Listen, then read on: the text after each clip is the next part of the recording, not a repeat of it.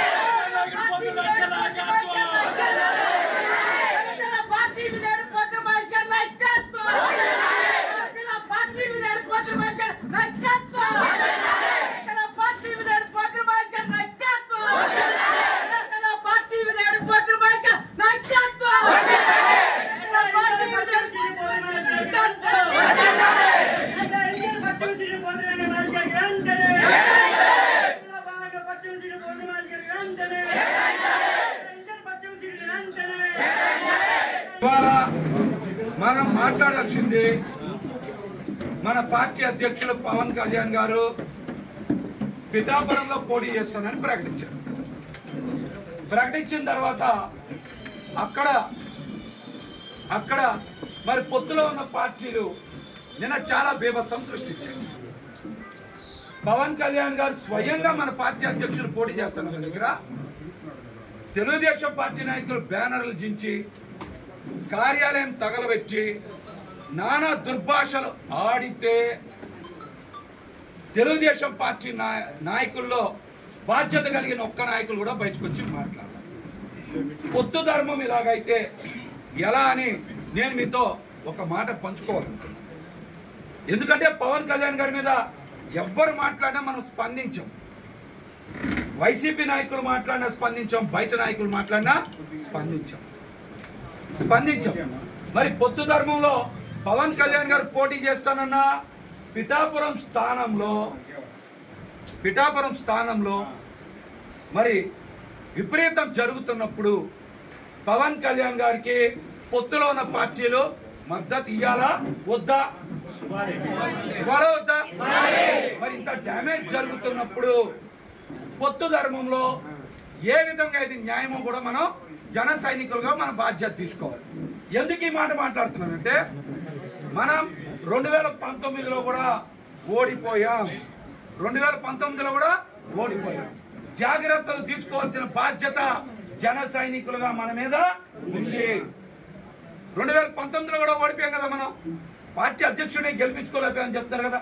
మళ్ళీ నిన్న పిఠాపురంలో అలా జరిగితే మనం మన పార్టీ అధ్యక్షుల వారిని కాపాడుకోవడంలో జన సైనికులుగా మనం కీలక పాత్ర పోషించాలా వద్దా? మీరు గట్టిగా చెప్పాలి. పోషించాలా వద్దా? దీని మీద పొత్తు పార్టీలు స్పందించాలా వద్దా? మరి స్పందించాలి కదా. నష్ట నివారణ చేయాలి కదా. మన పార్టీ అధ్యక్షుడు పోటీ చేసే దగ్గరే మన పార్టీ మాటలు మాట్లాడతా, అలాగే పొత్తులో ఉన్న పార్టీలు ఎందుకు ఈ మౌనం?